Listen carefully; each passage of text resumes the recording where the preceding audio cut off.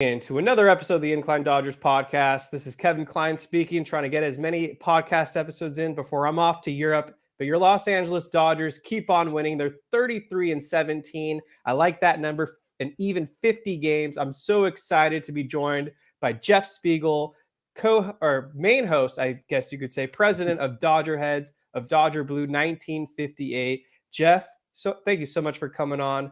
Welcome to the show. Want to pass it off to you. Let's get your thoughts on the Dodgers right now. They're very good. They're very good. No, it's a privilege to be here. Like you said, I host a show called DodgerHeads as part of the DodgerBlue.com family. Not the president, but I'll take it momentarily. But yeah, I mean, look, the Dodgers, it's an awesome time to be a Dodgers fan. And as crazy as it sounds, this team that went out and spent $1 billion this offseason actually feels like they're meeting expectations so far. They really are. And for me, there's Shohei Ohtani, who's doing Shohei Ohtani things. He's living up to the contract, the hype. Teoscar Hernandez has been phenomenal as well. We'll talk more about them in a few minutes. But for me, the biggest thing they had to address was the pitching. And 50 games in, I am just thrilled with what we're getting out of Tyler Glasnow, Yoshinobu Yamamoto, James Paxton, 3 new faces that are just dominating for the Dodgers rotation. And then Gavin Stone has really flourished as his true rookie season with the Dodgers. And then, of course, you've got Walker Buehler coming back. And it sounds like we should be getting Bobby Miller in just a couple of weeks, depending on how rehab goes. So, Jeff, let's get your thoughts. The Dodgers pitching, they good? They for real? Is this just a mirage? No, it's totally a great question. I agree with you completely. This was the top priority over the offseason, was to address this. And, you know, I've said on my show, I've kind of owned up when Glasnow trade was made, the injury stuff really scared me. I had no doubt about kind of what his potential was, what his ceiling looked like. But as we heard more about the injury history, as they signed him to an extension, my tone shifted. But even at my best, I didn't expect this level of production from Tyler Glasnow. And, and especially with a fairly clean bill of health, like the people that are injury experts kind of say, hey, you're not going to have to worry about Glasnow's elbow. You know, you can look at the innings pitched in his career and be worried, but that doesn't actually reflect kind of the health of his elbow. So you've got that. And then you've got Yamamoto, who signed the biggest contract a pitcher's ever signed. And again, take that Korea start out. He's got a sub-3 ERA. It feels like he's really settling in, kind of command honing in, keeping in mind that this is a guy that's throwing with a different baseball. He's in a completely different country, in a completely different culture, and he's a 25-year-old rookie. To see the performance he's had so far. So those two guys, to me, I mean, I know the highest expectations, but at the end of the day, the Dodgers long-term are going to sort of rise or fall with the front end of their starting rotation, and Glasnow and Yamamoto are the two guys that sort of are going to carry that flag. 100%. And I've been saying it all season long. If we can get those two you just mentioned, plus Buehler and Miller in some combination, I feel really good about those being our 4 playoff starters. But they have some good insurance policies. James Paxton looks like he's legit. And then maybe if Gavin Stone continues to just carry on what he's doing, you can probably trust them in the postseason as well if they need to make a start or two. And then we didn't even talk about, because there's just so many guys coming back. Wanted to get your thoughts on Dustin May. Looked like he was throwing today. Yeah. Do you think they should bring him back as a starter, or do you think bullpen makes more sense for Dustin May? Because it does seem like he should be coming back this season. Yeah. That's, you cross your fingers that the health holds up and that he is able to make a return. I think sort of August is the hope for Dustin May. But I was on social media today, and you look at the Dodgers pitching staff, and I know everybody hates me for saying this, but it's possible they're going to have almost too many starting pitchers when they get to the end. And I know injuries will come, and we're not rooting for that or hoping for it, but it's just the numbers game. But there's a scenario where you've got Glasnow, Yamamoto, Bobby Miller as your 1, 2, and 3. And I would say that's a pretty clear 1, 2, and 3. And then you're having to decide whether Clayton Kershaw or Walker Buehler gets the ball in game 4. And then you've got to figure out, what do we do with James Paxton and Gavin Stone and Landon Knack, who's been very, very good. And then Dustin May is kind of in that mix as well. So just doing the math, I think what they'll probably do is they'll do their best to bring him back as a starter, see if you can get him built up. But I think at the end of the day, barring like a catastrophe in which 3 or 4 of the 8 guys that I just mentioned get hurt, I could see Dustin May being a, absolute weapon out of the bullpen. 2 innings, max velocity, nasty breaking stuff, and just kind of using, and people want to make the Julio Urias comp and what he did, but keep in mind, like Dustin May's stuff is way nastier than Julio's was. So I know Julio played up in that role as a reliever, but Dustin May would be an entirely different weapon just because of the quality of his literal movement and stuff. Definitely. And it's going to be interesting with May because the last time he came back from an elbow surgery, the mechanics were off and it took him the offseason to get right. And they kind of, I think they may have rushed him back as a starter. This go around, I would like to maybe see him as a 1 inning guy. I think he could thrive in that role. He has the endurance to go maybe 2 innings plus in the playoffs if this situation dictates it. And then in terms of just the relief pitching, it sounds like we have a lot of guys coming back as well. Yeah. So you mentioned it just a minute ago about it being a numbers game. There's only 26 spots, 13 for pitchers. I don't know what they're going to do when all these guys eventually get healthy. Brusdar Graterol is starting to throw, but it still seems like he's a bit of ways away. Joe Kelly will eventually return from his injury. On top of that, Evan Phillips should be back in just a week to maybe 2 weeks as he recovers. There's a lot of reinforcements for the Dodgers on the way. Yeah, Ryan Brazier is another guy in that group who you would sort of throw in that category. And yet all these guys, since they've been gone, the Dodgers have the best bullpen in baseball. So like, are they really going to look at, sort of the Michael Grove type players who have been very, very good for the last month and a half and say, hey, thank you for, your 60 days of service, but we've got to clear a space for a guy like Ryan Brazier, who maybe there's still some questions about how sustainable it is. So I think it's a great problem to have, especially because a lot of these guys like Grove have options and can get moved up and down. They've been relying on some guys who have been on and off the 40-man roster. So I think when you start filling out the bullpen, I mean, realistically, if you get to a point where Michael Grove, Alex Vesia, Ryan Brazier are like the 3 quote unquote worst arms in your bullpen, I think that's a really great place to be for the Dodgers. And I said at the beginning of the season, one of my bold predictions was that the bullpen was going to be like elite.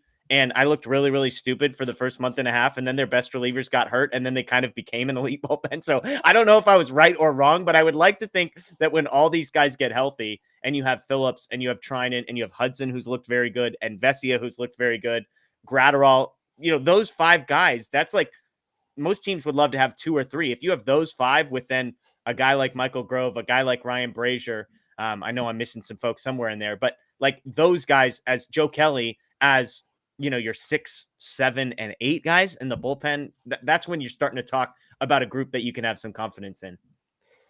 Yeah, you're looking like a genius right now with your bullpen call. They're doing an exceptional job, and they're just bringing in new faces. It feels like every other day. Anthony Banda has been pretty awesome so far. We'll see what the recent guy they picked up. I'm already blanking. Yon Ramirez or Cano. It's been a long day for me, but I know they just acquired him from the Mets, so we'll see what he's got. And then, not really a surprise because we knew he was good, but maybe the forgotten man, Daniel Hudson, has just been awesome for the Dodgers. I think people kind of slept on him being a non-roster invite, but they knew what they were doing when they brought him back. His whip is just ridiculously low, and he's closing games right now for the Dodgers while everyone else is on the IL. Yeah, it's incredible. Well, and Hudson had a stretch where he started to look not that awesome. And you're like, all right, doing the math, you're like, okay, this is a 37-year-old guy who it's not arm surgery. So I think that needs to be said. When somebody misses time from a knee, you feel differently than a guy who misses time because of an elbow or a shoulder. But there was a couple rough outings, but like you said, on the whole, it's been great. I was just pulling up his Savant page, 99th percentile in walk rate. And then he's in the 80th percentile or higher in expected batting average, expected ERA, whiff rate, and strikeout rate. So those are elite numbers. Now he's giving up hard contact, but I think from as far as swing and miss type stuff, that's kind of what you tend to bet on as far as sustainability goes. And again, it wasn't an arm injury. This guy's been good every time he's been healthy enough to pitch. Whether he can stay that way at age 37, we'll see. But to your point, it's been encouraging over the last couple of weeks for sure. Yeah, then the other guy who I just saw his name getting mentioned in the chat, JP Fireisen, off to a slow start, but it looks like he's starting to turn the corner, even though I know he just got optioned a couple of days ago. But this is a guy that they do, I think, view as a high leverage person if he gets right. And I am curious to see if he just goes on a hot streak, he's another guy we can count on in the postseason. Yeah, I'm with you. I mean, look, if the Dodgers trade for a guy knowing that he's going to be burning a roster spot for basically, I mean, not a 40-man roster spot because he gets moved to the 60-day, but they had to use a 40-man roster spot sort of until spring training. Then they could put him on the 60-day IL all of last year, knowing that he was going to be out, and then knowing that it's going to take him a few months to get his legs under him this year. That tells you what they thought of this guy. He had a ridiculous stretch with the Rays. If you want to go look at what a dominant reliever, I think it was like 21 scoreless innings or something like that. So he has that in him. It's been nice to see over the last few weeks him start to find some success, because I always wanted to hold out hope that the Dodgers are going to be able to unlock that. And I tend to believe, hey, be patient with guys coming back off injuries. This is probably why I'm the last guy to jump off of the Gavin Lux bus, because I'm like, he's been out for so long. I'll just be patient. Give the guy some time to get his feet under him. But yeah, I mean, Fireison's another one. You're not talking with Fireison. You're not talking about like, oh, maybe this guy can be like a Phil Bickford sort of like low leverage kind of guy. Like the Fireison ceiling is elite back end of the bullpen guy. Whether he gets there or not, we'll see. But last few outings before being sent down were definitely encouraging. Yeah. So my final thoughts on the Dodgers pitching staff before we move on. The starting staff, if they hold up, they don't need to add an arm in that department. Yeah. I think we're good there. Maybe they add one high leverage guy come trade deadline. But I think given the current state of the Dodgers, we might actually see them ship out starters and pitchers to get in prospects or maybe a bat come deadline. I think Landon Knack, big picture, it's hard to see him find a place in the Dodgers rotation if healthy. And he's just pitching himself into a situation where teams are going to find him very attractive. And I think the Dodgers maybe could sell high on Landon Knack.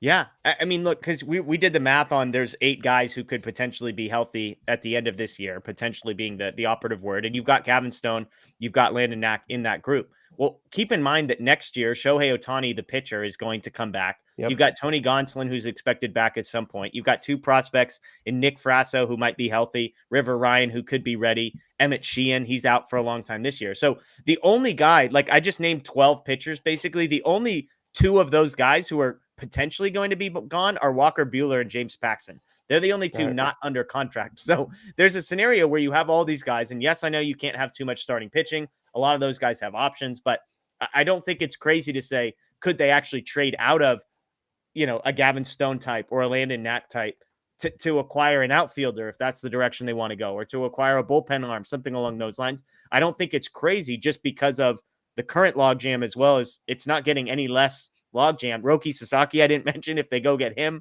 for next year. I mean, they could have a surplus of starting pitching, and that's where their prospect capital lies as well. It's a good time to be a Dodgers fan, it looks like. Night and day versus the pitching of last year.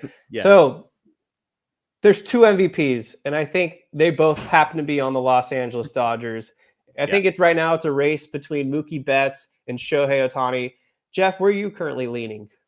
It was funny. I was on a show earlier today, and somebody asked a similar question, and I'd love to get your thoughts on if you agree with this sense. But I think Mookie Betts has a dramatic edge over Shohei Ohtani, and here's why. And this is like if all things considered equal, like if both guys continue to play at a similar level, I think Ohtani just inched ahead in the WAR department over Mookie Betts. But here's the caveat. People have in their mind with Shohei Ohtani that what makes Shohei Ohtani special is that he also can be one of the best pitchers in the world. And he's not pitching right now. So I think people are actually going to knock Shohei Ohtani a bit. Yeah, it's a great season, but he's a DH and he's not even pitching. So, like, can we really give him the MVP? Whereas on the flip side with Mookie Betts, he has the opposite thing going for him. They're going to be like, Mookie Betts is amazing. Holy smokes. He's playing shortstop too. Like, he learned a new position. He's playing it competently. And he's doing so. I think Mookie's almost going to be graded on a curve where he benefits, and I think Ohtani's going to be graded on a curve where it actually brings his score down, so to speak. And so that's why I think if things stay similar to where they are, I would lean Mookie Betts. All that said, as I was digging up information for that conversation, Shohei Ohtani is currently 4th in Major League Baseball in home runs, and he's hitting 353. That's the best mark in baseball. So if he hits 50 home runs, which was another one of my bold predictions at the beginning of the year, and then hits like 340 plus, I don't know how you don't get the MVP if you do that. So I'm kind of contradicting myself. I would lean Betts because of the shortstop narrative versus the Ohtani's not even pitching narrative. Yeah, I mean, I'm kind of with you, and I think that's how the voters might sway. They probably will be convinced that because Mookie Betts is playing a position that he's very unfamiliar with, he might get the edge. But if I'm looking at it through my lens and I have to pick one bat right now, I think it has to be Shohei Ohtani. You Yeah, already speaked about the batting average, 353 leading the National League. The OPS right now is just insane, over yeah. 1,000. The 13 home runs, the 33 RBIs, the 11 stolen bases. I feel like if the Dodgers were missing one bat in the lineup, the impact of missing Ohtani right now would be bigger than missing Mookie Betts, just based off production alone, not name recognition, not name value. Yeah. And so that's why I think I have to give the edge right now to Shohei Ohtani. I agree with your assessment that the bat is more significant for sure. And what's crazy about Ohtani is he almost does it in a way that you don't notice. Mm-hmm. Like, I can't believe he's hitting 353. Like, not to say that I haven't been dramatically impressed about how amazing he is, but it just doesn't feel like he's one of these guys who is, I mean, he's dominant. I'm trying to figure out how to put this, but like he does it in such a low key way that you almost look up and you're like, I knew he was really good, but man, like fourth in home runs, hitting 353, leading the league in slugging percentage. Also, it's dominant without sort of like being so in your face. And maybe that's just because the expectations for Ohtani are so high, but his numbers are just bonkers. Absolutely. And I think we finally really got to see the benefit of Shohei Ohtani hitting in front of Freddie Freeman in the most recent game when Freddie Freeman connected for a grand slam. I Yeah. think we were waiting for that big hit, and we finally saw it from Freddie Freeman. I guess this is for you, Jeff. Maria G. Food question: ramen or pho? I'm a big ramen guy. I would lean here. It's no disrespect to pho. Pho is very good, but give me ramen. I'm gonna go ramen as well. I think it's There you go. better. Okay, so my final topic for me, and then if anyone has any good questions, I'll throw them your way. We're still a little bit of ways away, maybe a little under 2 months, but it's never too early to start talking about all-stars. Yeah. Want to get your general thoughts on who should be representing the Dodgers for this upcoming all-star game. This conversation I actually find really fun because I'll preface all this with I am not an expert at like what every other guy on every other team is doing. I just know Dodgers. But first of all, it's the Dodgers, so you know if they're going to err on the side of more guys getting in than less, because when it comes to a vote, the Dodgers are just going to win a lot of votes, even if sometimes their player doesn't deserve it. So I think for sure Ohtani's an all-star. For sure Mookie Betts is an all-star. I think Freddie Freeman probably wins the vote and ends up being an all-star. That's my guess. I think Will Smith is an all-star. So that's 4. On the pitching side, I think Glasnow's for sure an all-star. Those are the 5 that I would feel confident in.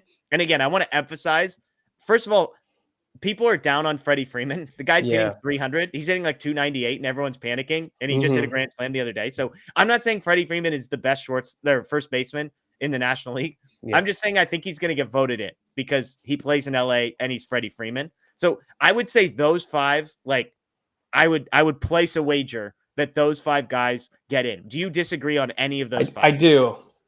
Someone's playing a new position this year at first base, Bryce Harper. It's hard for me to not see him winning that spot right now. If you look at his numbers, they're pretty damn good, and the Phillies are pretty popular. But I do think Freddie Freeman will get in as a reserve at the current pace he's going.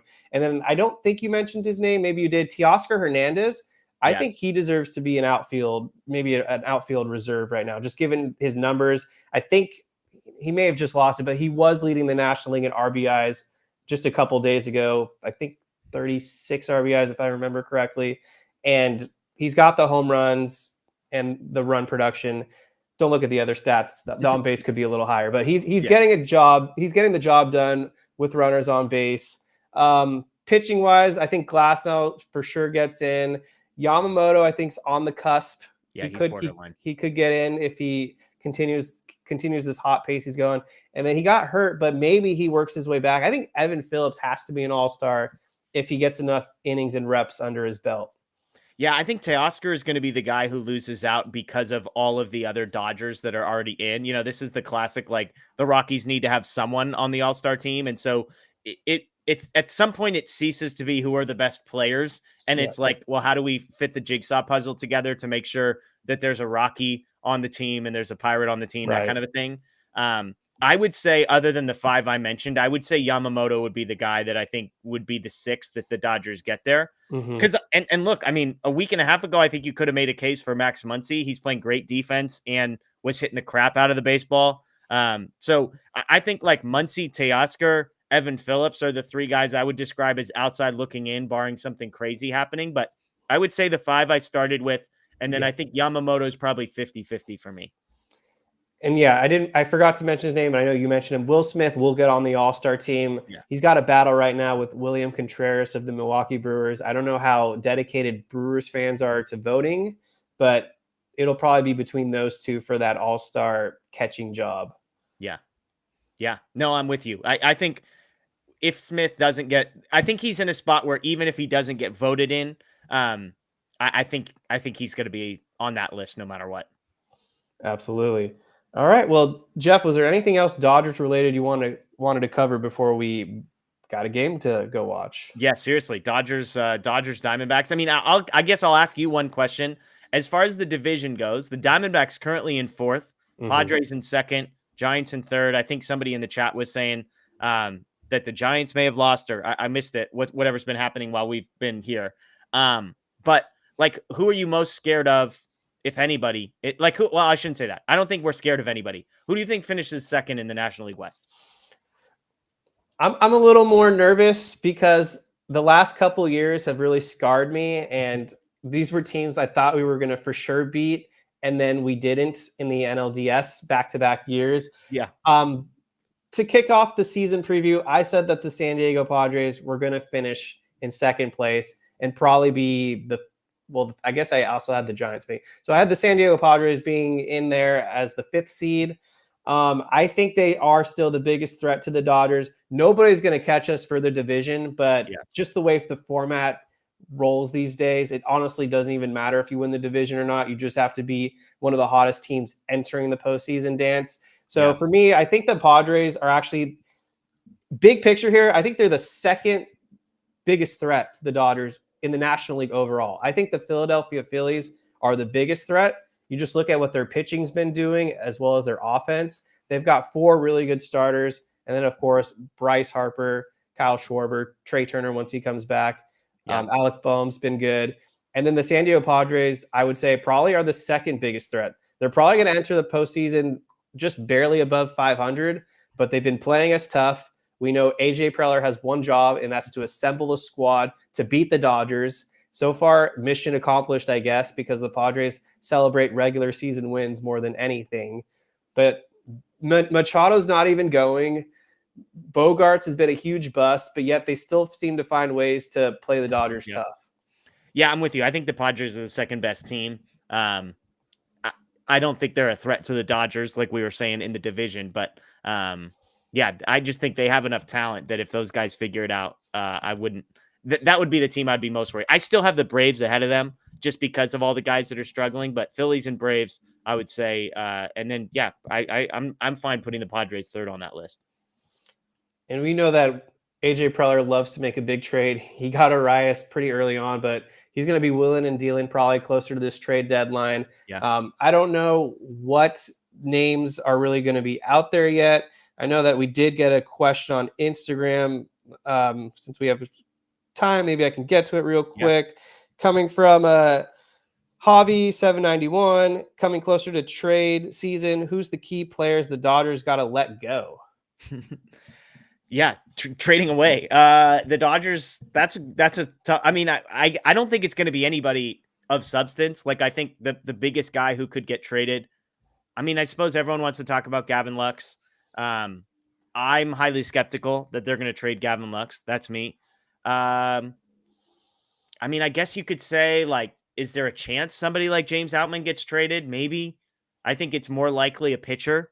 And probably not one that's being a massive contributor to the major league level. I mean, heck, I could see Michael Grove, somebody like that, if they just feel like they don't have room for him in the bullpen, and maybe another team says, well, we actually could make Michael Grove a starter, so there's more value there. Like, I could see them packaging a young guy who's like a fringe contributor this year, for somebody that they feel like would be a bigger addition outside of that. I don't know.